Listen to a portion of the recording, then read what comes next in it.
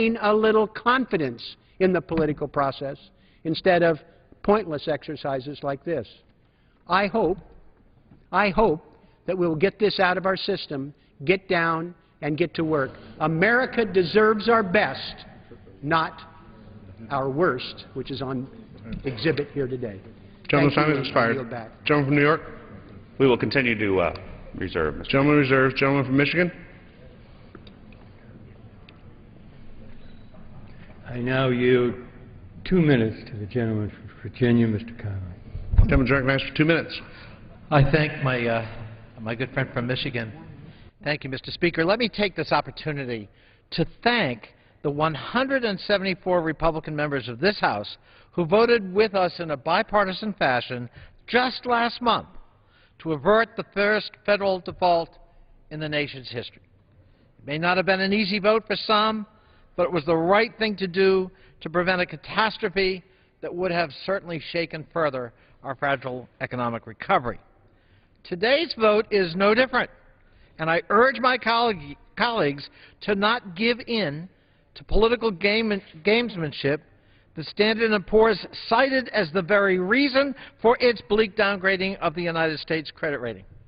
We must reaffirm our commitment that America will meet its obligations, and we don't want to find ourselves politically explaining how we were voted for it before we voted against it. Make no mistake, voting in favor of this resolution will in fact lead to the very default we voted to avoid the Budget Control Act. You cannot now be for a default after having just voted against it. We must reject this resolution and move on to the real challenge of working with the bipartisan supercommittee to restore fiscal responsibility, revive our economy, and most importantly, reinstill confidence in the American citizen and American business community. And with that, I yield back to my friend from Michigan. Gentleman from New York. We will continue to reserve, Mr. Speaker. Gentleman from Michigan. Does the gentleman from New York have any more speakers? We have one additional speaker, and then we're prepared to close after that, I believe. Okay, I'll reserve the balance of my time. Thank you. Gentleman from Michigan reserves. Gentleman from New York. Mr. Speaker, at this time, I please yield 5 minutes to the gentleman from Texas, Mr. Gold. Gentleman from Texas is recognized for 5 minutes. Thank you, Mr. Speaker. I know the intentions of my colleagues across the aisle. You want to try to make America a better place. We had the prior speaker indicate that tremors were sent through the financial markets because some politicians, for their own purposes, put the financial integrity at risk.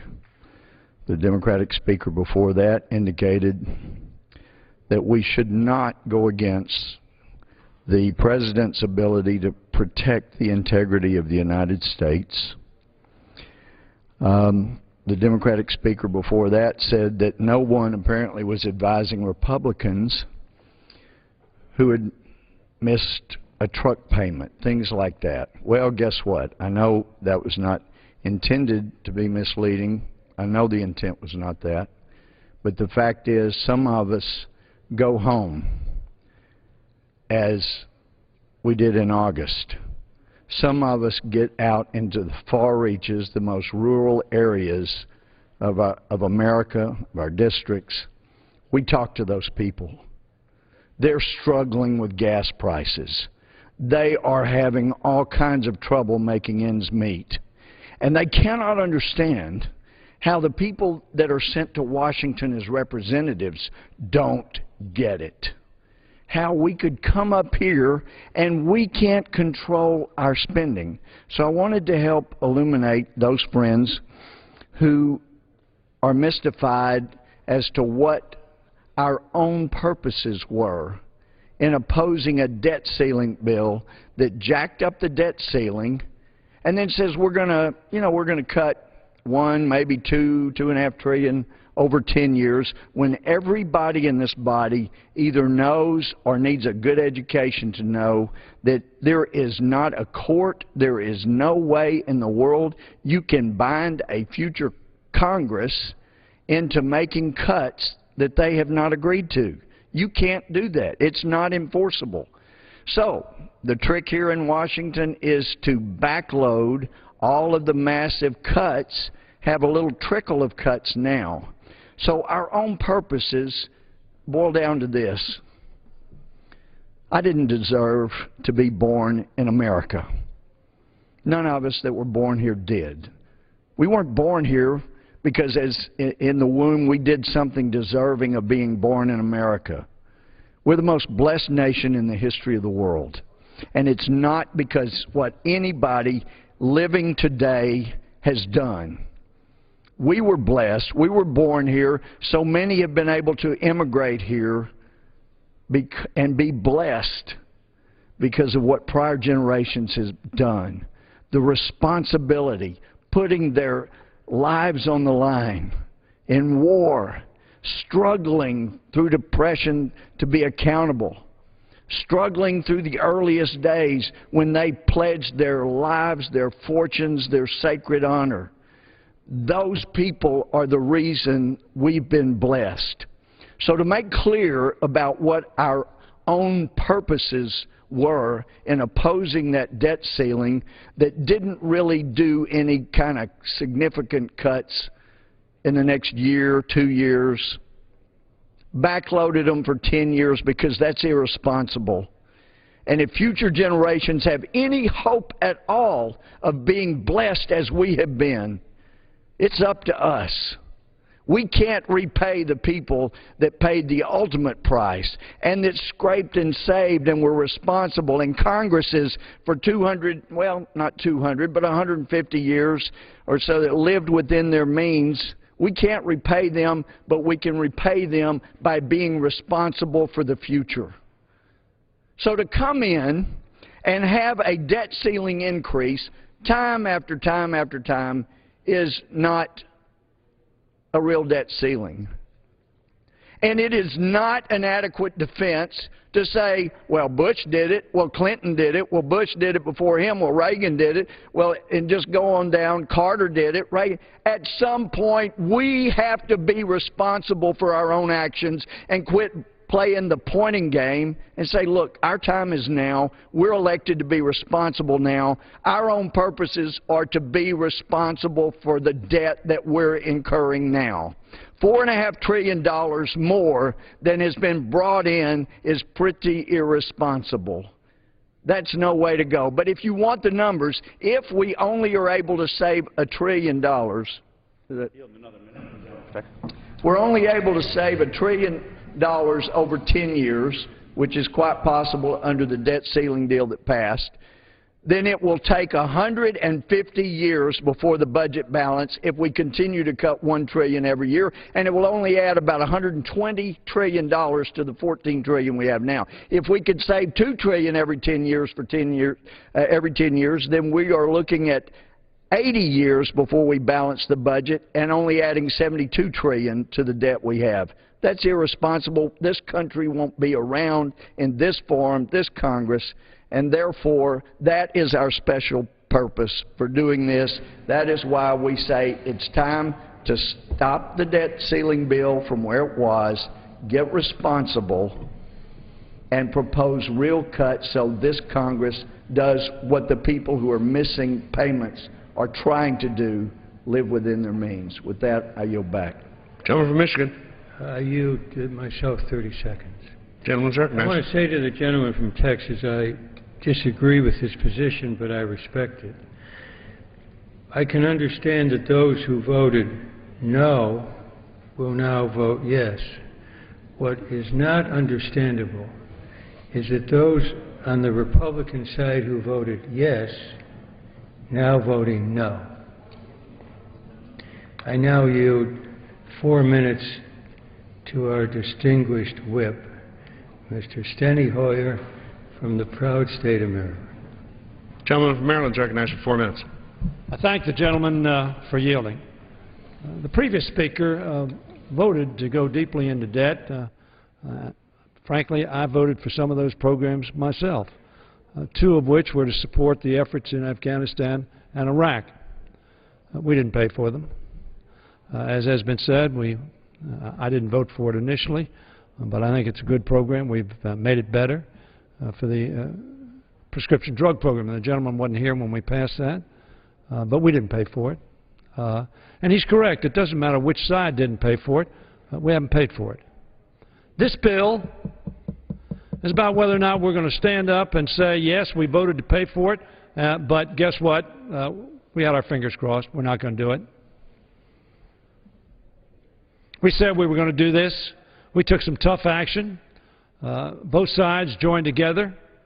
Both leaderships joined together and said we're going to do this. Now, this bill is a phony. This is posturing. This is politics. This is pure politics because the United States Senate has already rejected this bill and only one House needed to reject it. We're going to have an extension of the debt. Extension of the debt will simply mean that those items that we all voted on will be paid for, that we won't welch on our debts, that America will pay its debts. Now, this bill is about, oh no, let's not pay our debts. Let's pretend that they don't occur, that we really don't have to pay them. America's welching on its debts really won't have much consequence. Now, the overwhelming majority of people believe that if we welch on our debts, it will have extraordinary consequences. And, in fact, has had consequences on this economy right now, as we speak. It's undermined the confidence of America that we had this confrontation about whether America was going to pay its bills. I rise, Mr. Speaker, to urge my colleagues to vote down this resolution of disapproval, which is transparently political and which will do nothing to secure our nation's fiscal future. In fact, this resolution is premised on the assumption that the American people are ignorant. I don't believe that. Ignorant about the nature of our debt ceiling and the sources of America's fiscal challenges. As often as some in this House attempt to falsely persuade the American people that raising the debt ceiling means taking on more debt, we will be here to repeat the truth. This is about nothing more than paying the bills we have already incurred. The American people understand that fact, as evidenced by their disgust with the partisan brinksmanship that almost brought America to the brink of default. What Americans want to see is us coming together to take real action on two issues they're deeply concerned about: jobs and our debt and deficit. One of the most important things we can do to reduce the deficit is to create jobs, grow our economy, get people back to work. The President has put forward the American Jobs Act, which incorporates many elements of House Democrats' Make It in America agenda to create jobs. I hope my Republican colleagues bring it to the House floor for a vote as soon as possible. Over the long term, though, we must lay out a path to restore fiscal sustainability. And the only path that is feasible, fiscally, politically, and morally, is one that is balanced and asks everyone to pay their fair share. Not let some of the special interest and favored few be left out of the obligations to bring fiscal responsibility to this nation. All of us need to be included. A balanced solution is favored by an overwhelming majority of Americans and even three-quarters of Republicans. The Joint Select Committee on Deficit Reduction must put aside partisan politics and put some hard choices on the table. May I have one additional minute? Choices that encompass both spending and revenue. And we must support their efforts to reach agreement. That's what the American people deserve. That's the difference between posturing on our fiscal future, as this vote today does, and leading on our fiscal future. I urge my colleagues, let's vote down this empty resolution, which is a pretense, a pretend, a statement that we don't like debt. Nobody likes the debt we've incurred, and everybody ought to join together in paying it down. Ladies and gentlemen, this is an issue of responsibility. It's not always easy. It's not always politically popular. We've incurred a debt.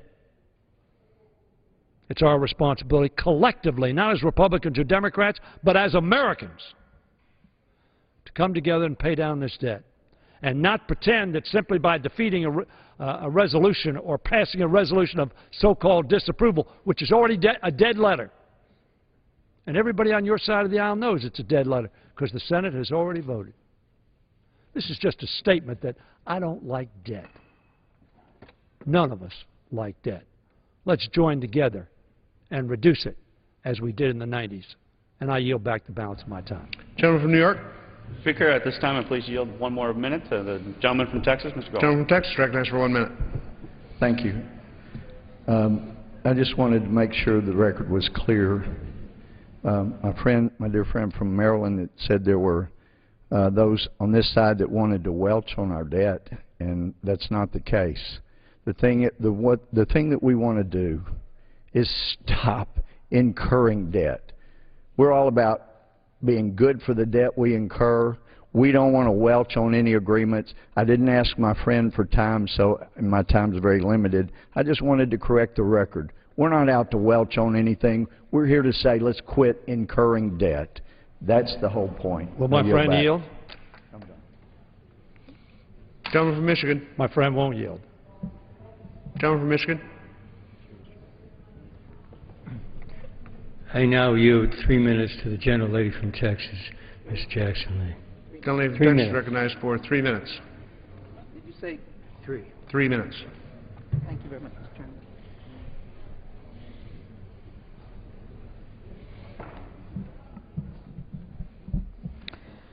Thank you very much, Mr. Chairman, and I think we've already set the parameters for this discussion. We can see by the throngs that are on the floor of the House how keenly important this is to the American people.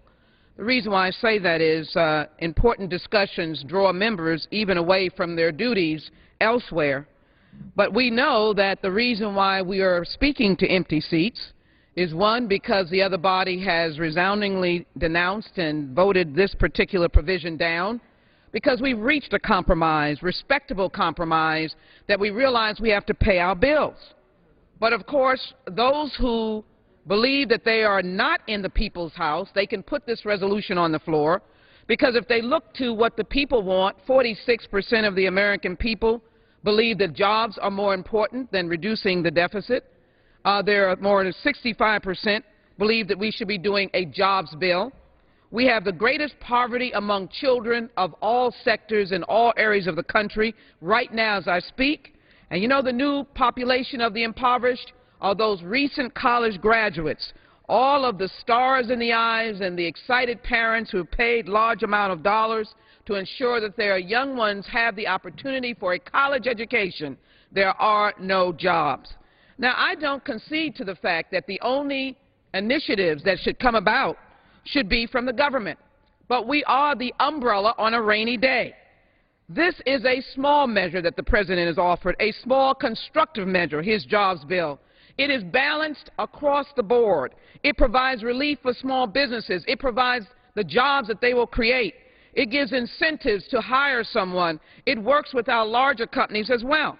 And, of course, it puts back to work what has been a devastating phenomenon in our communities, taking away firefighters, police, and teachers. You're going to feel the pinch when your young children are in classes that are 50 and 60 persons. So this is realistic. It also addresses the question of the 46.2 million Americans that are living in poverty. And as I indicated, the disproportionate share of those who are children. So what we're doing today goes smack against what the people want. And this is the people's house. I am concerned that we are not only being redundant, but we're saying to the world, smack us as irresponsible. We have the money to pay our bills, but we want the word to go out. We are irresponsible. We're not paying any bills. We're not Greece. We're not Spain. We're not Italy. We are Americans, and we have the know-it-all and the commitment to be the greatest country. I've never taken the pundits about America's decline. But it is a decline if we get on the floor of the House and ignore the needs of our brothers and sisters. Ignore the needs in Northeast where there's been a devastating hurricane. Ignore those in the Southwest where 400 homes have already gone, 1,400 homes have been burned to the ground in Texas. Who is going to help those folk besides their private insurance? They need the federal government. The rainy day umbrella on a rainy day, or when the fire is there, the hose for the fire. So I'd ask my colleagues to consider being realistic and rational, vote this down, put a jobs bill on the floor, and do what the people want, create jobs now. I yield back. Gentleman from New York. Mr. Speaker, I yield 2 minutes to the gentleman from Colorado, Mr. Lamborn. Gentleman's recognized for 2 minutes. Thank you, Mr. Speaker, and I want to thank my colleague from the great state of New York, Representative Reed, for recognizing me, but most of all for bringing this resolution. And I support it. I urge everyone here to support it. As you may remember, it was a two-step process when the debt ceiling was increased. An initial $400 billion immediately to avert the possibility of a default. That has been done. But an additional $500 billion will not go out if this resolution passes. And I think that we need to slow down and take a look at our spending before we commit another $1 trillion of debt. We did reduce next year's budget by, I believe, $31 billion over last year. That's a good step. That's a step in the right direction. But it's only a small step when you realize that this year's deficit is $1.3 trillion. So $31 billion is only a small step in the right direction. So this would give us more time and seriousness of purpose to look at additional savings. So with that prospect in mind, I would urge my colleagues to support this resolution. Let's slow down the adoption of an additional $500 billion of debt. I urge support, and I yield back. Gentleman from Michigan. Does the gentleman from New York have any further speakers? Are you ready to close? I am ready to close. I'll close. Gentleman's recognized. You, myself, the balance of our time. Very briefly, you know, in one sense, this is a meaningless resolution. And my guess is that opinion makers in this country, and I think abroad, will consider it not meaningful, that it's going through the motions. But there is a real danger here, and that is what it says about the dynamics on the majority side. That's the worrisome thing. It isn't that we would slow things down. If this were to pass and become law, indeed, the ceiling would fall. We would go into default very soon. And I guess what this resolution being allowed to be brought up says, that there's a feeling that within majority ranks that we have to let some bring this up, and perhaps a lot who voted yes now in essence vote no, in order to bring some kind of peaceful equilibrium within the ranks of the majority. The problem is that we need to be able to reach across the aisle. Having set up a select committee, it says we need to worry less about the dynamics within our caucus or conference and more about reaching common ground. That's why this exercise isn't meaningless. The danger is that it will become very meaningful, and that we will become, this Congress, essentially handicapped, if not imprisoned, by the inability of the majority on this side to step up to the plate and realize that in order to solve our problems, there needs to be a balanced instead of an imbalanced approach. That we have to look at revenues as well as spending cuts. That's the significance of this being brought up here. And I think all of us need to take another look before we essentially change our votes.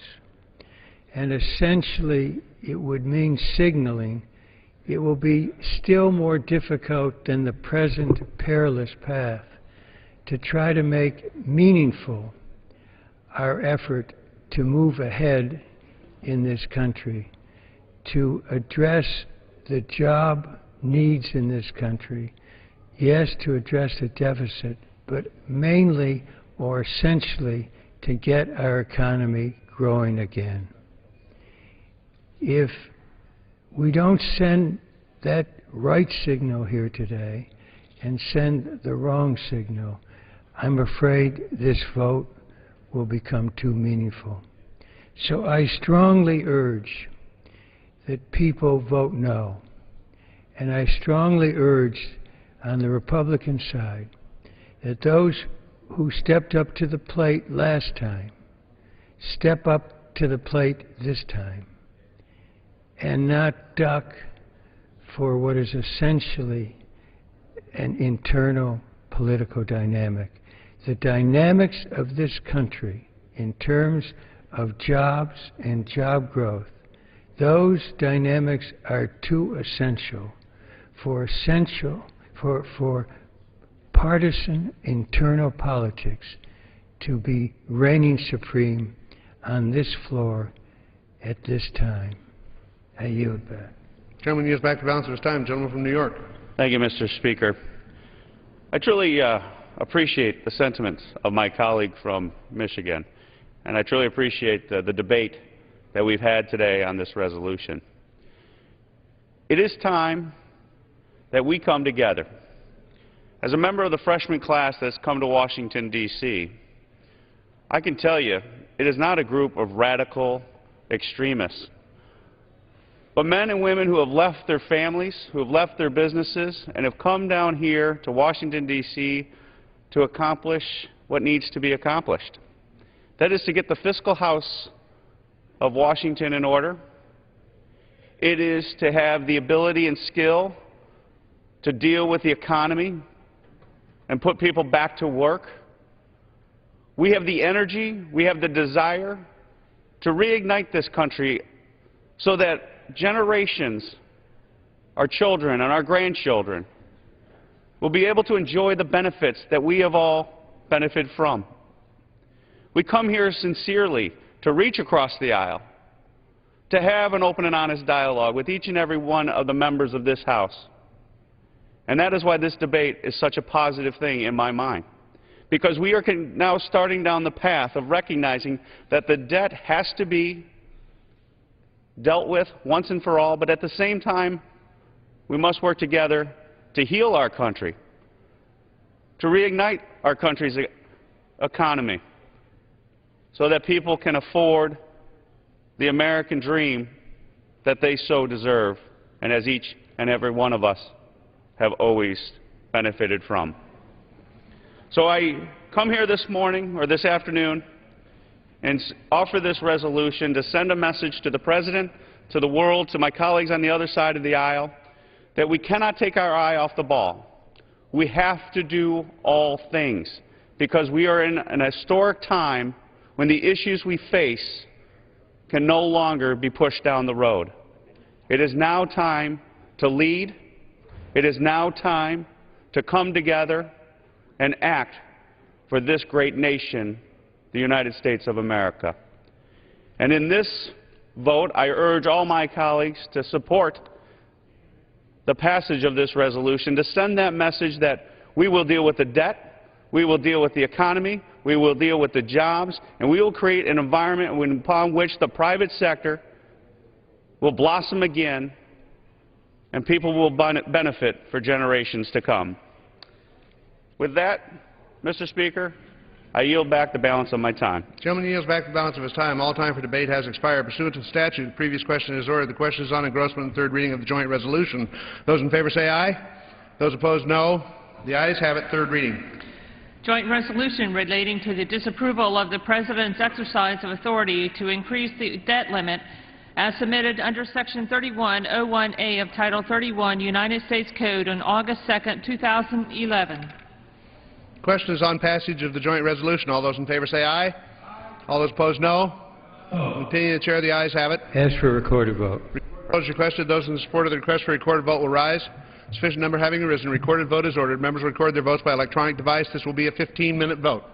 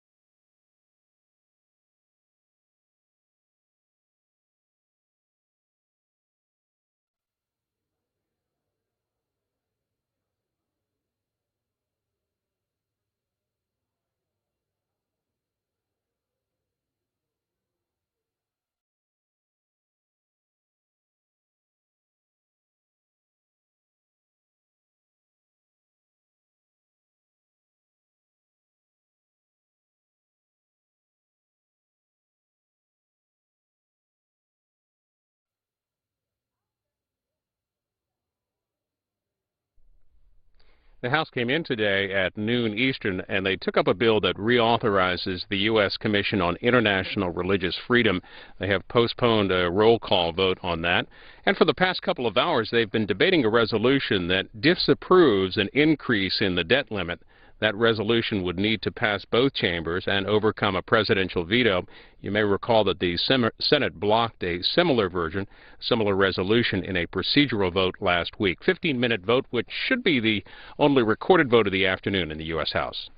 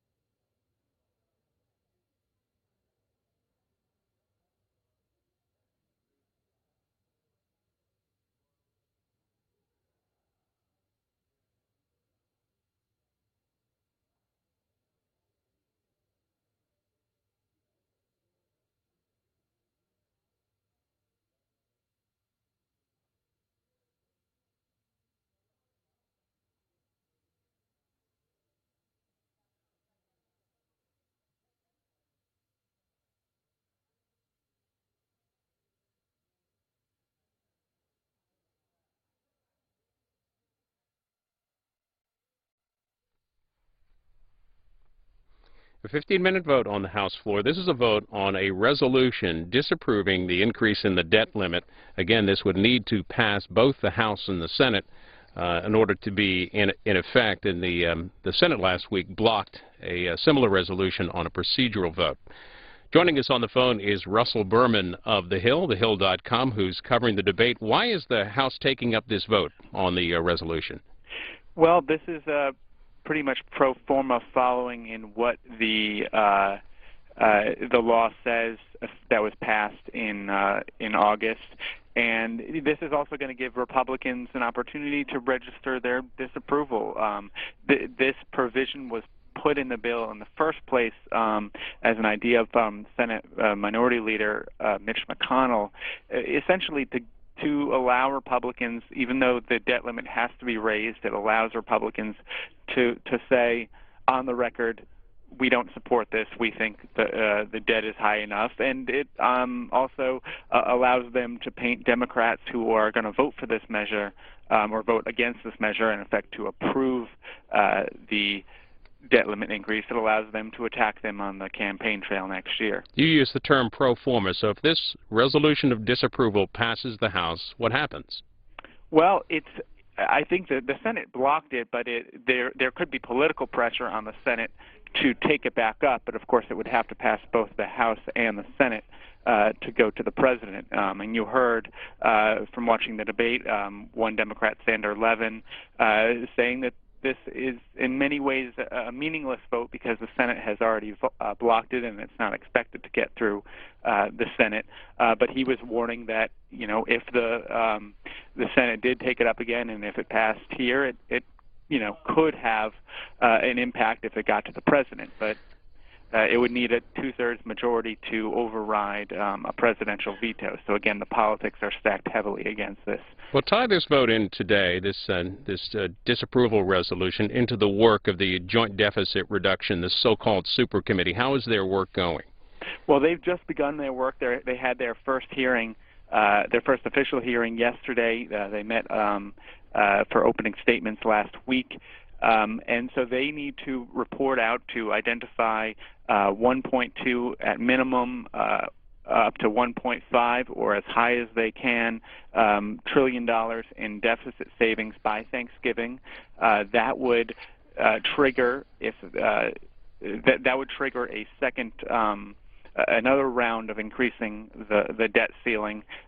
Those recommendations would go to the full Congress, and if either the Deficit Commission failed or if the full Congress did not pass its recommendations, it would trigger automatic cuts across the board in both defense and non-defense spending that is unpopular in both parties. So the Joint Committee is operating on a parallel track to this.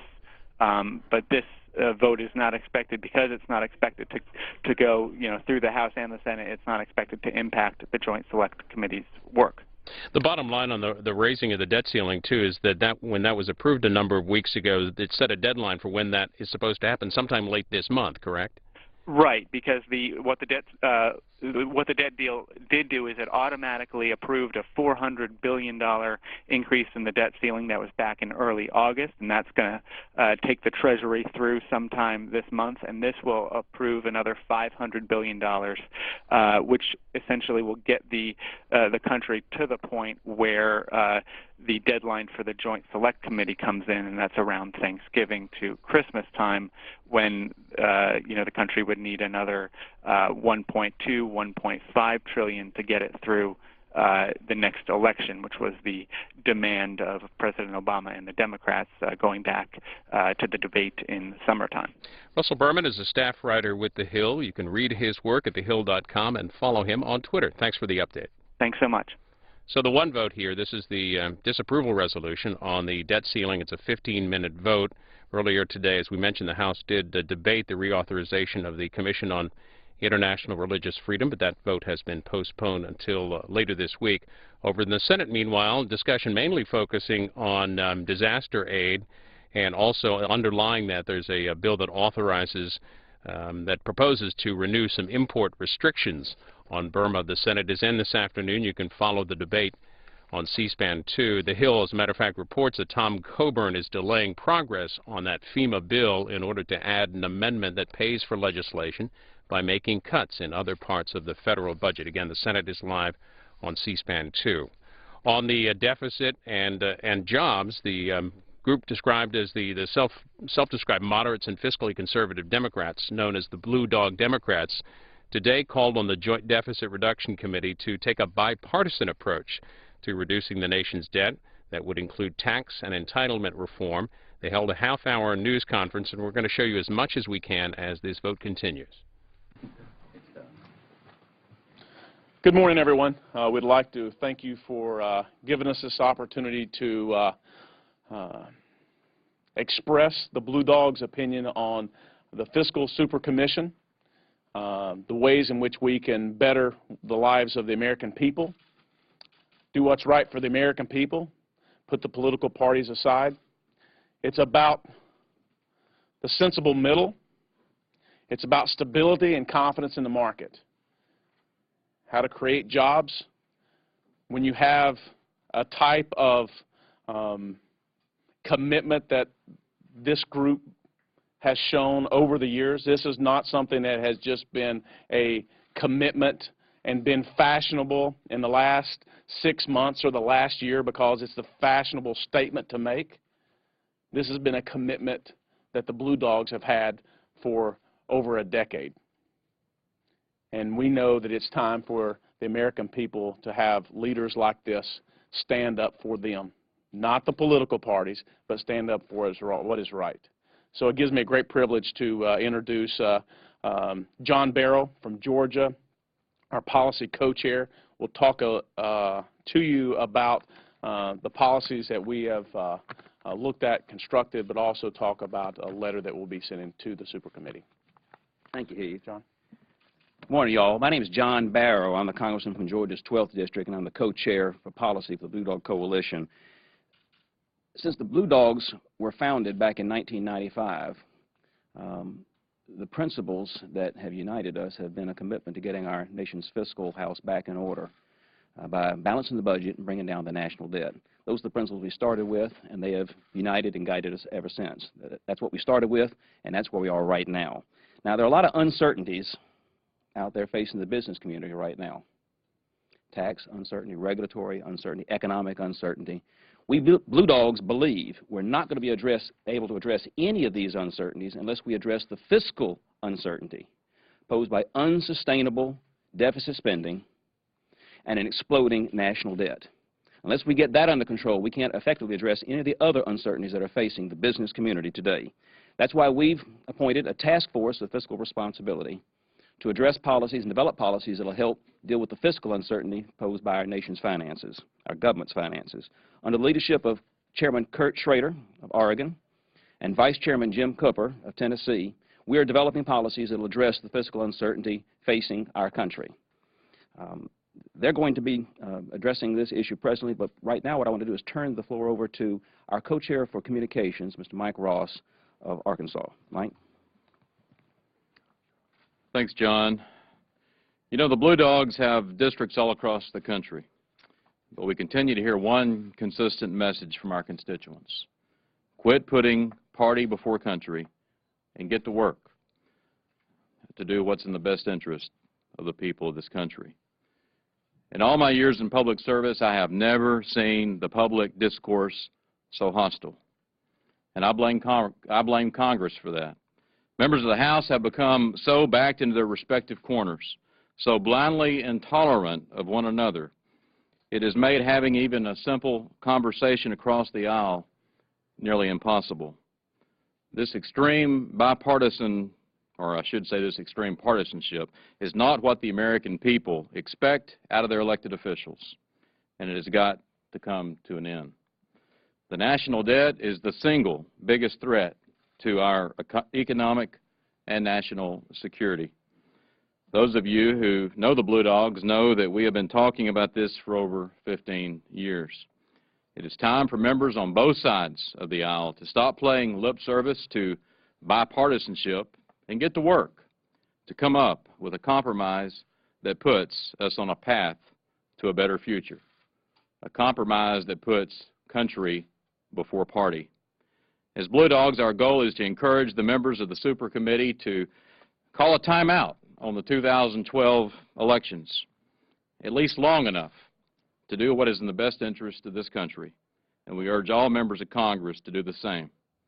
I'd now like to turn over to my colleague, Kurt Schrader, who chairs the Blue Dog Task Force on Fiscal Responsibility. Thanks, Mike. Well, as Heath said, you know, we've been talking about this for a long time as Blue Dogs. And I think our basic message, besides working together, which is the message I think each and every one of us is hearing back home more than anything else, the anger isn't towards any particular policy. It's about the fact we can't get it when America's suffering, we're not working together, is what are you going to work on? And our message, I think, to the Super Committee is if you just do what you've been legislated to do, it's not going to cut the mustard. It's not going to be nearly enough. You have to go big. You have to do what the Blue Dog Blueprint talks about, which is getting close to that $4 trillion figure in savings and revenues to balance the budget at the end of the day. S&P, Moody's are all going to downgrade us again if we don't go big and really talk about the big cost drivers. Our tax system's a mess. The entitlement systems are in grave danger right now. We've got to really talk about not more than just our discretionary programs, which are, you know, a third of the budget right now. That is where their real charge. They've got to go bigger than anything that's expected of them. And this will be a real I think, a real statement about whether this Congress has America's back at the end of the day. Are we going to make it worse or better for businesses in this country to invest in America? Given the mess in Europe right now, if we step up in November and do the right thing and go big, solve our problems, put everything on the table, including process reforms, I think that's a huge confidence message. You just heard Mike talking about a moment ago that gets businesses off the sideline, making the investments, and really creating the jobs that this president's talking about. With that, the most experienced member of the Blue Dogs, I'd like to introduce Jim Cooper. Thank you. I appreciate the opportunity to be here. I'm Jim Cooper from Tennessee's 5th Congressional District. This is a very rare moment in American history. This is a moment when the Super Committee can either come up with a solution or force us into across-the-board sequestration.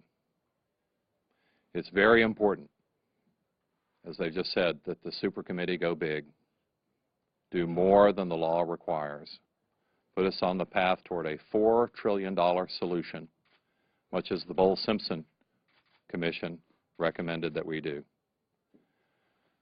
Sequestration, the default position, would not be nearly so large a solution, and it would be an arbitrary solution. So the Super Committee has a heavy responsibility to come up with what will have to be, since it's 6 and 6, a bipartisan answer to our problems, and come up with that by Thanksgiving, and then have House passage by Christmas. But that is so much more preferable to sequestration that we must encourage them, and that's what our letter does, say that Blue Dogs would be willing to step up and do the right thing for the country. So thank you for being here, and we're trying, even in this hyper-partisan environment, to put the country first, not political party, to try to make sure that we get a fiscal solution to our problems now when we have the opportunity to do so. So I appreciate your being here. Look forward to your questions. Thanks. Any questions? Creation proposal, like the legislation that was sent up to Congress earlier this year. What do you, What do you think of the idea of spending more to help to stimulate job creation in the near term, and then maybe get more fiscal austerity?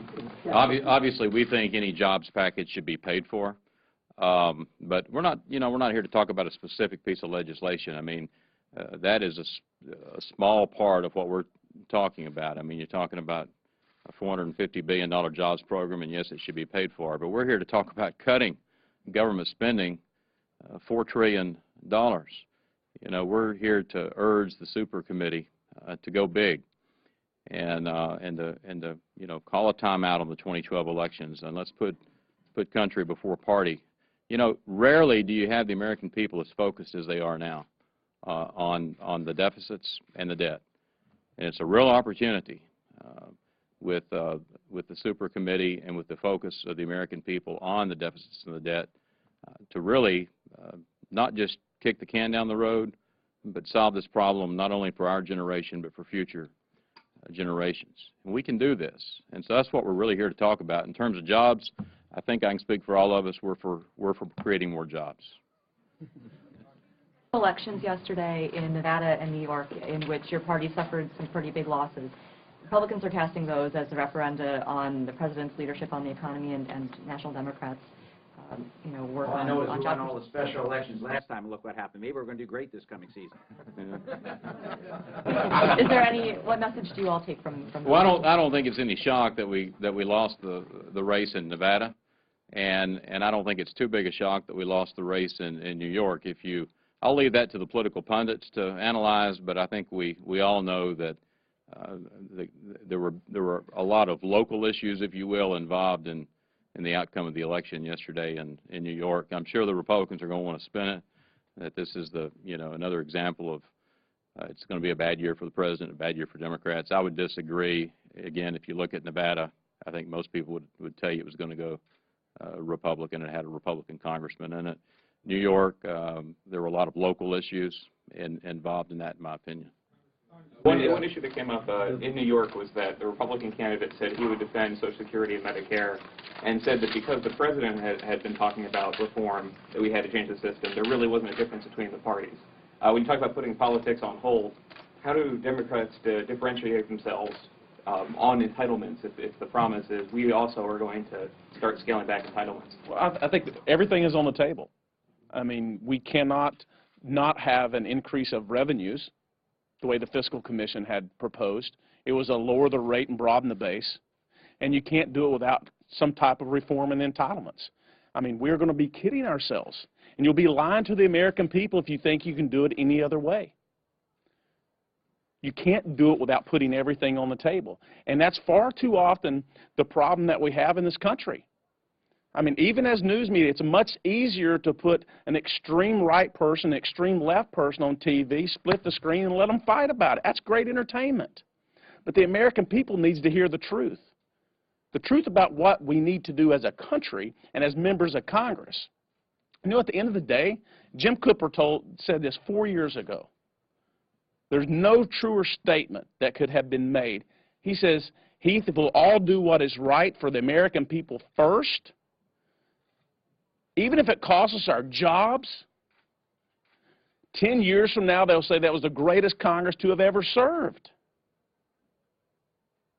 Think about that. That's what we have to get to as a nation and as members of we are leaders. We're trying to lead here when everyone else is running to their political corners. Everything has to be on the table. The White House said that and you spoke about cutting spending $4 trillion. Are you guys at odds with each other on revenues? No. You said spending. You said everything should be on the table. Well, let me clarify. When I say we need to cut $4 trillion in spending, we need that would include tax reform. I mean, there's something wrong with a system where some corporations are paying 0% in corporate taxes and others are paying 30–40% in corporate taxes. We need tax reform. Obviously, that would be included in the $4 trillion. In terms of Social Security and Medicare, look, no one is going to vote to cut benefits for seniors and for folks who are near Medicare Social Security eligibility age, Democrat or Republican. No one's going to do that. Politically, it would be suicide. And the fact is that we've got to reform the systems to ensure they're there for my children and grandchildren while protecting the basic benefits that are provided to seniors today and seniors that will be coming online in the next few years. And I don't think either party. I'm sure in the fall of 2012 you're going to see a lot of elections where one party's accusing the other one of trying to, cut Grandma's Social Security check. But I'm here to tell you that neither political party is going to do that. The fact is, Social Security keeps half the seniors in America out of poverty. So what happens if they don't have a Social Security check? They fall below poverty. Therefore, they qualify for, food stamps, housing assistance, utility assistance.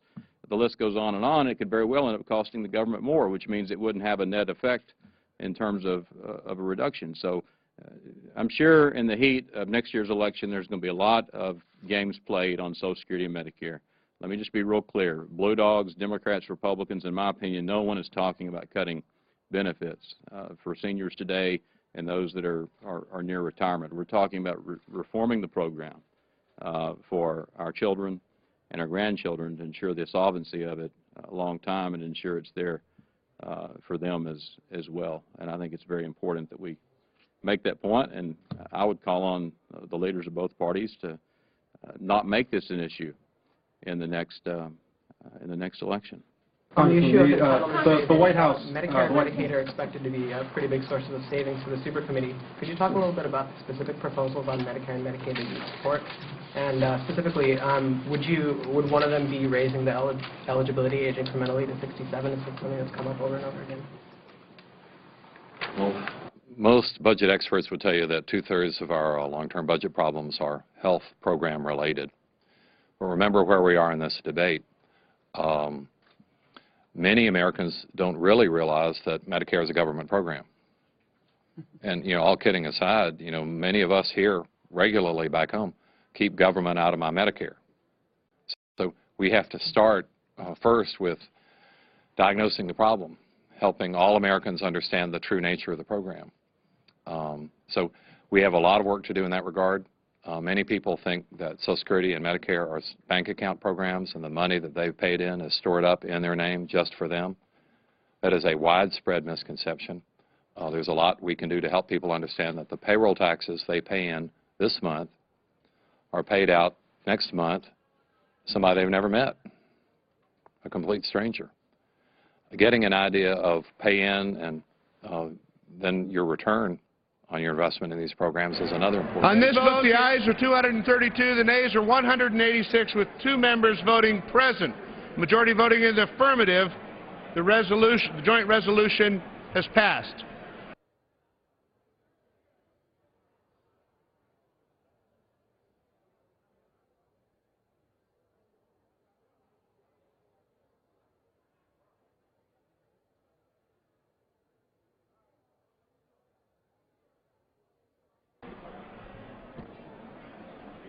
What purpose does the gentleman from Louisiana rise? Mr. Speaker, I ask unanimous consent that when the House adjourned today, that we adjourn to meet back at 9 a.m. tomorrow. Without objection. What purpose does the gentleman from Florida rise? As for unanimous consent for Representative Hastings of Washington to be removed as a co-sponsor of H.R. 2881 and replaced with Representative Hastings of Florida. Without objection.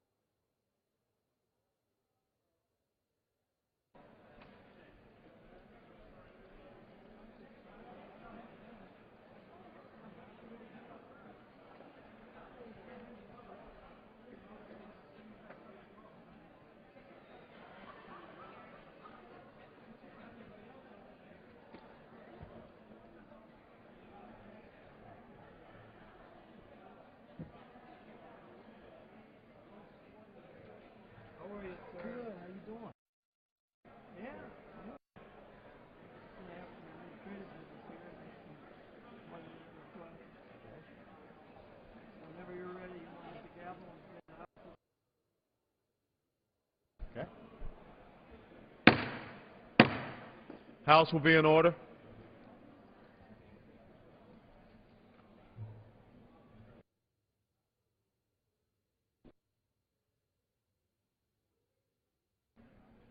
The chair lays before the House the following personal requests. Leaves of absence requested for Mr. Barletta of Pennsylvania for today and the balance of the week, Mr. Capuano of Massachusetts for today and for Thursday, September 15th, and Mr. Nadler of New York for today and for Thursday, September 15th. Without objection, the requests are granted.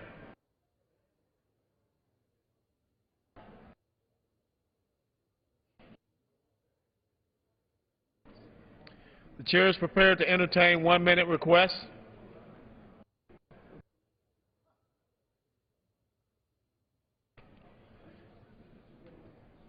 None?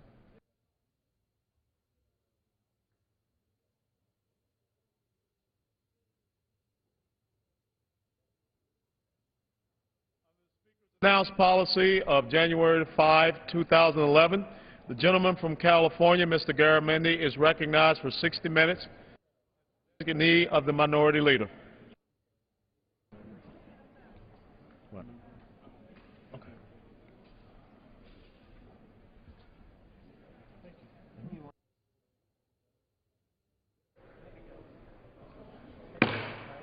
The House will be in order.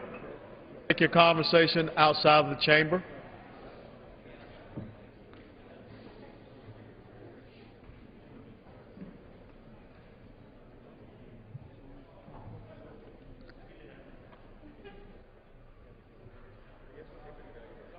California is recognized.